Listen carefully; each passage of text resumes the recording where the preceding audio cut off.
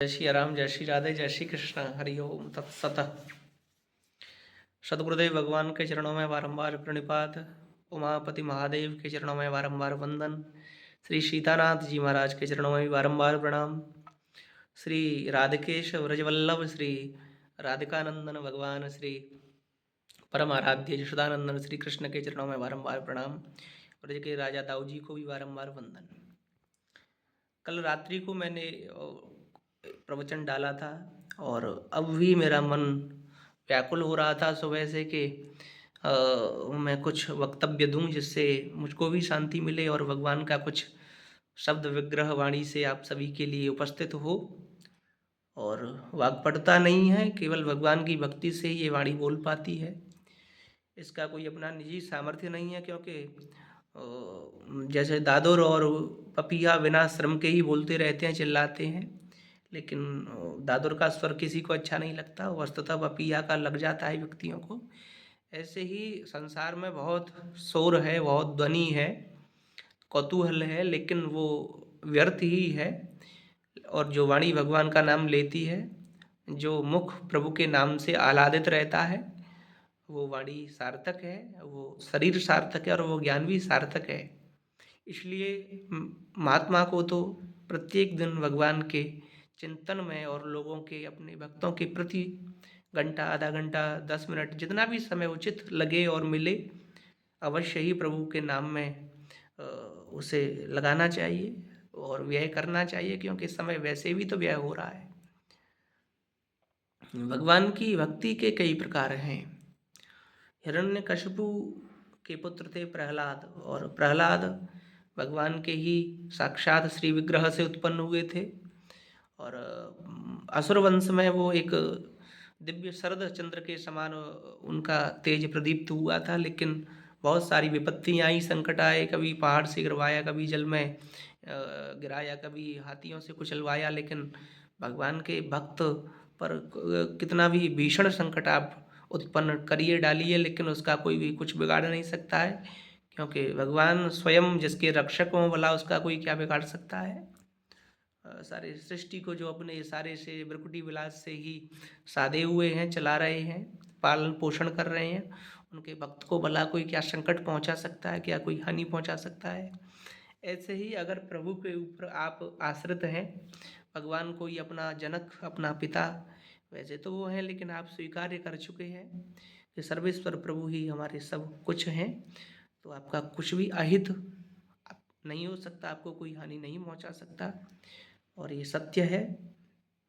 एक बार आप उनके ऊपर आश्रित होकर के तो देखिए। हाँ, वो बात अलग है कि थोड़े सा धैर्य की परीक्षा लेते हैं प्रभु, और लेकिन धत्ते धैर्यम तो यो धीमान सधीरा पंडितो, अथवा जो व्यक्ति धैर्य रखता है, जो पेशेंस के साथ उनका भजन करता है, उसको भगवान दिव्य जीवन देते हैं इसी पृथ्वी पर, और दीर्घजीवी भी बनाते हैं, दिव्य जीवी भी बनाते हैं, और सदैव आनंद के समुद्र में वो गोते खाता रहता है व्यक्ति, जो भगवान की सन्निधि में और शरण में रहता है।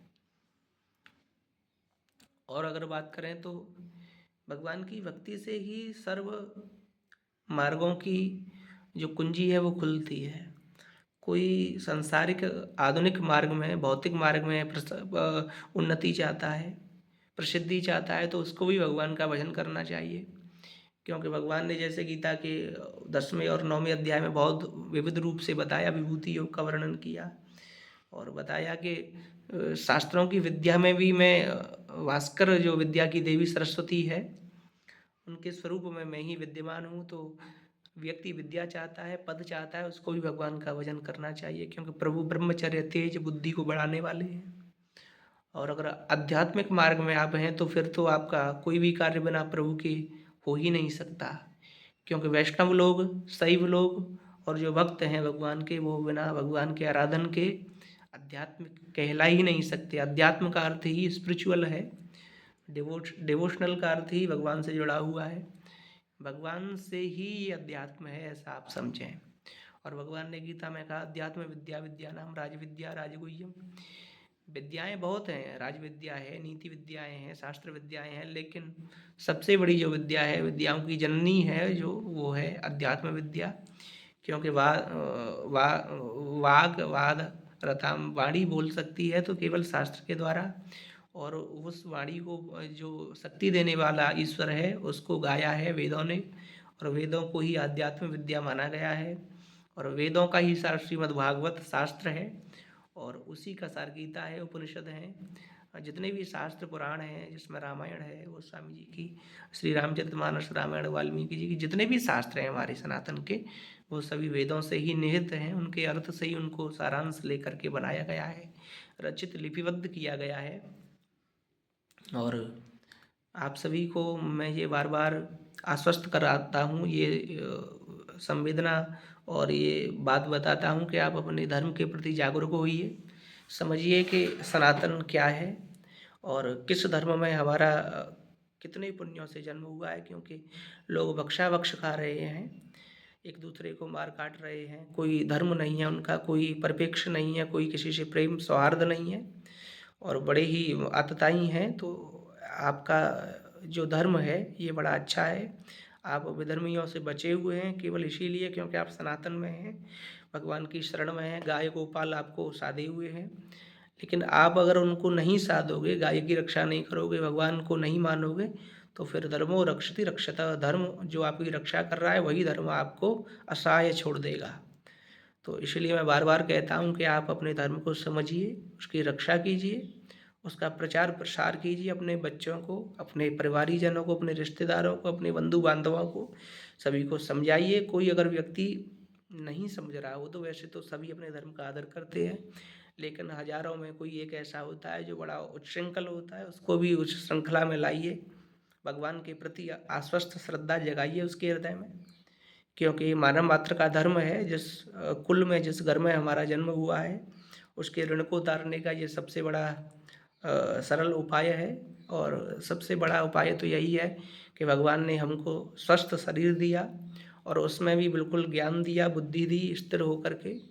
तो ये हमारा दायित्व है कि उन मुरलीधर घनश्याम की कुछ सेवा हम अपने वाणी के द्वारा, अपने ज्ञान के द्वारा, अपने पद के द्वारा कर पाएँ और सनातन की रक्षा कर पाएँ, क्योंकि कलिकाल है, कलयुग है। लेकिन ऐसा कहीं भी नहीं लिखा कि कलयुग में भगवान का पराभव होता है। भगवान ने कहा है अभ्युत्थानम् अधर्मस्य तदात्मानं सृजाम्यहम्।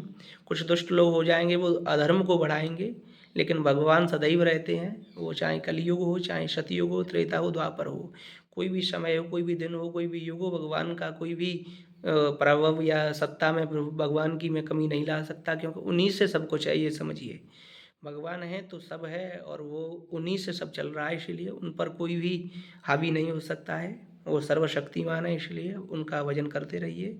ये सारी किंवदंतियों से बचिए कि कलिकाल में तो पाप बढ़ेगा, अधर्म बढ़ेगा और धर्म की हानि हो जाएगी, भगवान को कोई नहीं मानेगा।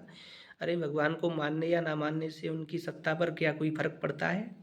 उनकी सृष्टि में तो हमारा एक तिनके के बराबर भी महत्व नहीं है, लेकिन फिर भी वो हम सभी को अपने जैसे माला में मोती एक सूत्र से बंधे होते हैं, ऐसे हम सभी को वो अपनाए हुए हैं, साधे हुए हैं। तो हमारा ये कर्तव्य है। अब मैं आपसे विदा चाहता हूँ, संध्या के सत्र में लाइव के माध्यम से जुड़ूंगा। जय